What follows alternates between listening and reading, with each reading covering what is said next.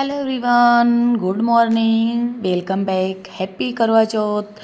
आपका स्वागत है मेरे मिडिल क्लास लाइफ स्टाइल में। मैं हूँ मौसमी, आपका स्वागत करती हूँ। और आज है करवा चौथ। हमारी सारी बहनों को हैप्पी करवा चौथ। और ये देखिए, इस समय सुबह के बज रहे थे 11 और मैं 11 बजे से ही सबको आगे खाना पीना खिला दिया। उसके बाद फटाफट से लग गई अपने तैयारी में। तो यहाँ मैं चावल के लड्डू बना रही थी।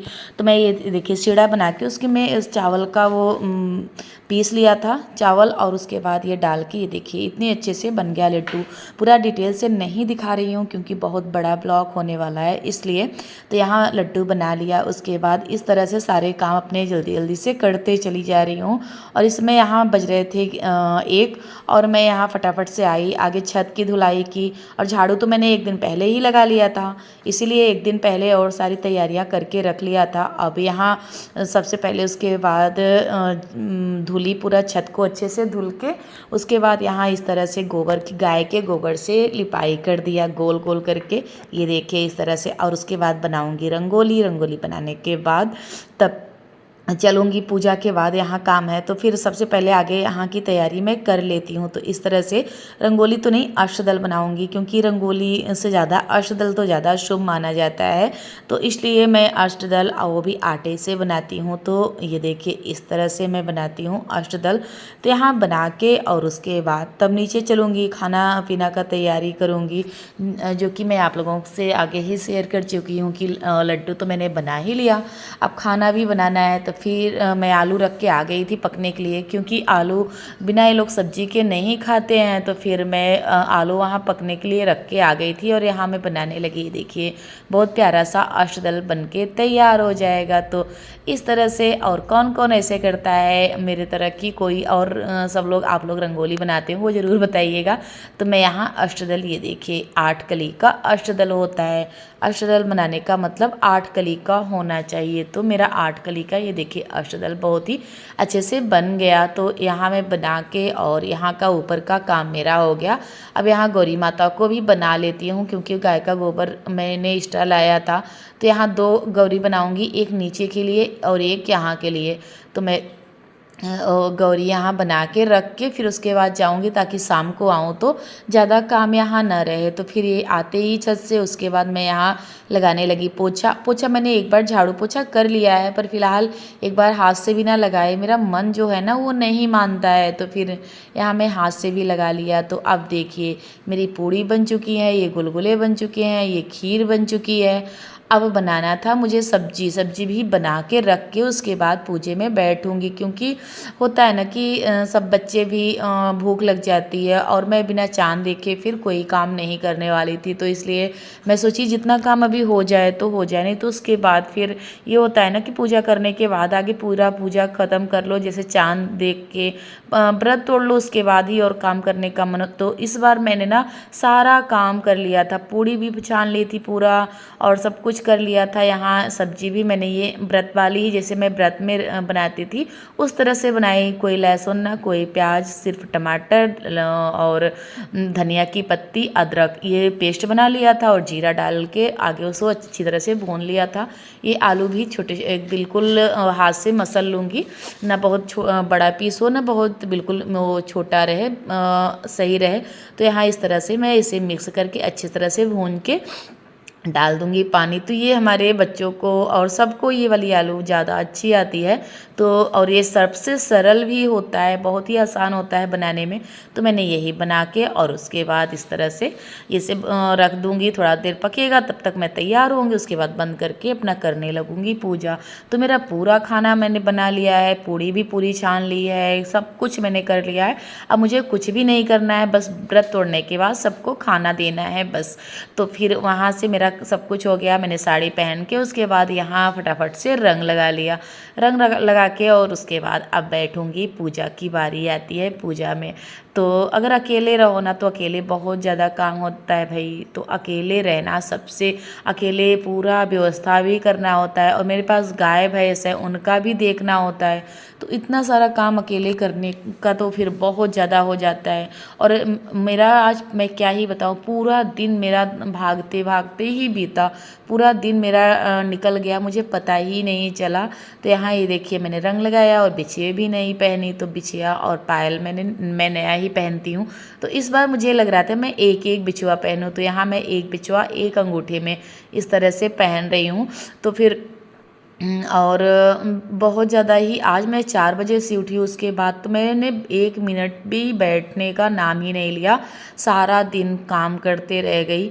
तो फिर यहाँ ये देखिए इस तरह से मैं उसके बाद तैयार होके फुल, और मैंने जो आपको लुक नहीं दिखाया कि मैं किस तरह से तैयार हुई हूँ।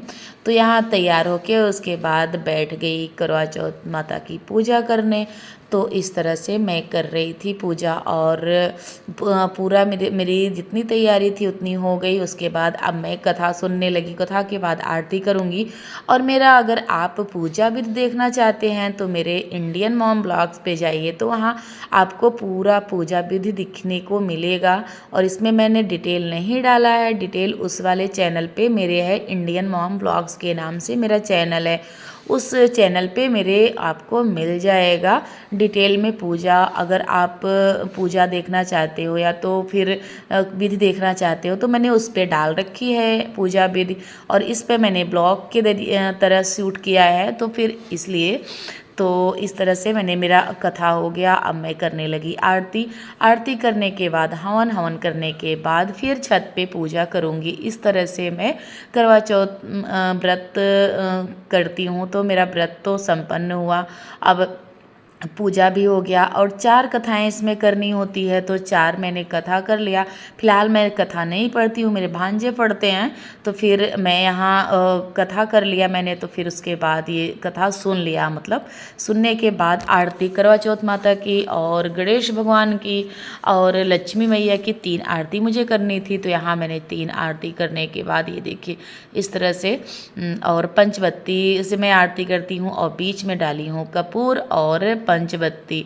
तो इस तरह से मैं अपने पूजा का विधान करती हूँ। जितना मुझसे बन पड़ता है उतना मैं करती हूँ, ना तो मैं जानती हूँ कि मैं अधिक तो नहीं कर पा रही हूँ। तो जितना मुझसे हो पाता है वैसे मैं करती हूँ। और आप लोग कैसे करते हैं वो भी बताइएगा। अगर मुझसे कोई गलती हुई होगी तो उससे भी आप बताइएगा कि कहाँ मैं गलती करती हूँ, क्योंकि अपनी गलती अपने को नहीं समझ में आता है जब तक सामने से कोई बताए ना। क्योंकि अब भाई अपना कोई चीज़ किसी को ख़राब नहीं लगता है। तो इसलिए अगर मेरी गलती कहीं होती होगी तो वो भी आप कमेंट करके ज़रूर बताइएगा, क्योंकि आप हमारी फैमिली हो तो आपको तो हक बनता है कि आप हमारी कोई भी गलती हो तो उसे आप बताइए। तो इस तरह से ये मेरी पूजा संपन्न हुई, आरती भी हो गया। अब यहाँ होकर के अब हवन की कर लेती हूँ तैयारी। तो यहाँ आगे सबसे पहले माता रानी को चरण स्पर्श करूँगी और कलश स्थापना, कलश देवता को, तो यहाँ सारी चीज़ों को करके उसके बाद ये देखिए अब करूँगी हवन। हवन करने के बाद फिर लास्ट काम आता है ऊपर पूजा करने का। तो इस तरह से मैं करती हूँ। हवन को आगे टीका लगाया, शुद्धिकरण किया, उसके बाद थोड़ा सा मिष्ठान चढ़ाया और फूल चढ़ाया। तो आगे जो हवन कुंड होता है ना, हवन कुंड की मैं पूजा करती हूँ।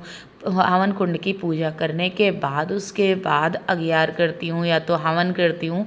तो इस तरह से तो भगवान का और करवा चौथ माता का नाम लेते हुए, गणेश भगवान का नाम लेते हुए इस तरह से पूजा मेरी संपन्न हुआ। और यहाँ मैं हवन भी कर लिया और अचवन दे के अब यहाँ करवा चौथ माता से जो गलती हुई, भूल चूक हुई, उसे के लिए क्षमा मांगती हूँ। क्षमा याचना करने के बाद और सिरदा पड़ने के बाद जो भूल चूक हुई उसे माफ़ करना माता रानी। और जैसे आप अपना सुहाग अमर किए वैसे हमारा भी सुहाग अमर करिए। तो इस तरह से माता रानी से वरदान लेते हुए उसके बाद मैं जय करके आ गई छत पे। तो छत पे यहाँ बनाया, पहले से तो मैं रंगोली बना के रखी थी और उसके बाद आ गई यहाँ पूजा करने। तो यहाँ भी एक पान और सुपारी यहाँ भी लगता है और एक पान सुपारी नीचे भी लगता है। तो यहाँ पान और सुपारी और 1 रुपये यहाँ रख के तो गणेश भगवान की पूजा ये देखिए इस तरह से मैंने किया। तो आप लोग कैसे करते हैं एक बार ज़रूर बताइएगा। तो यहाँ आगे सिंदूर चढ़ाऊँगी और गौरी माता को और गणेश भगवान को सिंदूर और हल्दी और जो मेरे पास है फल मिठाई, और क्योंकि गणेश भगवान को लड्डू प्रिय है तो लड्डू मैंने चढ़ाया और केला चढ़ाया। अब यहाँ दीपदान करूँगी, दीपक और धूप बत्ती यहाँ जलाऊँगी। तो इस तरह से करने के बाद अर्घ भरती हूँ। तो ये देखिए यहाँ जितना था खील बतासे जैसे रेवड़ी गट्टा और चूड़ा और ये लावा लाई जितना चीज़ होता है उतना मैं यहाँ भी चढ़ाती हूँ इस तरह से। और वहाँ तो करवा में रखती हूँ और यहाँ इस तरह से रखती हूँ। तो ऐसे में पूजा यहाँ मेरा हो गया संपन्न। और मैं मिठाई भी यहाँ लाई हूँ, मिठाई चढ़ाई, लड्डू चढ़ाया मैंने और पूरी तरह से पूरी पूजा यहाँ मेरा हो गया। तो यहाँ पूजा करने के बाद अब बारी आती है धूप और दीप की। तो यहाँ इस तरह से धूप बत्ती जलाऊँगी और दीपदान करूँगी आगे गणेश भगवान को और फिर चंदा मामा को। तो इस तरह से चंदा मामा निकल आए हैं तो उनकी पूजा करूँगी और उसके बाद ये इस तरह से तो मेरा यहाँ भी पूजा हो गया लगभग। और यहाँ करने के बाद अब मैं अर्घ भरूँगी।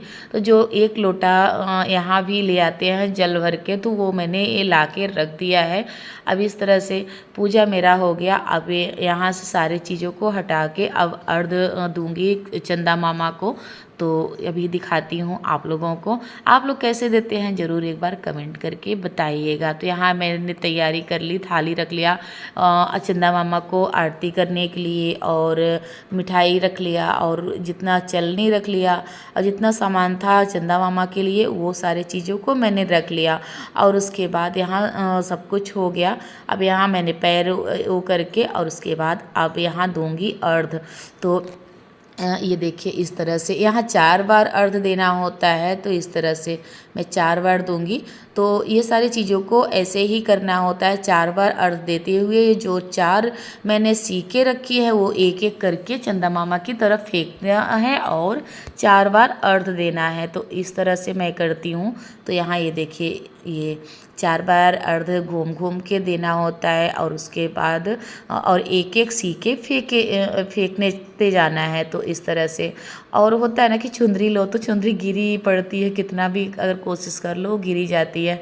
तो यहाँ मेरा 4 बार हो गया। अब पूरा जल जितना बचा है उतना हो करके अब मैं यहाँ सिरदा पढ़ूँगी। सिरदा पढ़ के चंदा मामा से और गणेश जी से गौरा पार्वती से अपने सुहाग का भीख मांगूंगी और उनकी अमर होने की कामना करूंगी। तो इस तरह से मेरा पूजा संपन्न हुआ। अब आती है बारी पति देव की। तो यहाँ आगे चंदा मामा की पूजा करके उसके बाद पति देव की पूजा करूंगी। तो ये देखिए दिख रहे होंगे चंदा मामा आप लोगों को भी। तो आप लोग भी दर्शन कर लीजिए। फिलहाल आप लोग तो कर ही चुके होंगे। और क्योंकि मेरा वीडियो 2 दिन पीछे जा रहा है क्योंकि करवा चौथ के 1 दिन बाद मेरी तबीयत बहुत ज़्यादा ठीक नहीं थी तो मन ही नहीं किया कोई भी ब्लॉग एडिट करने का और डालने का। तो इसलिए मैं थोड़ा सा लेट आप लोगों के साथ ब्लॉग दे रही हूँ। तो ये देखिए चंदा मामा की पूजा करने के बाद अब बारी आती है हस्बैंड जी की। तो इस तरह से मैं हस्बैंड जी की भी पूजा किया। तो चलिए यहीं अपने ब्लॉग का करती हूँ एंड। आप लोगों को कैसा लगता है मेरा ब्लॉग? थोड़ा सा भी अच्छा लगता है तो लाइक करिए, सब्सक्राइब करिए और ज़्यादा से ज़्यादा शेयर करिए।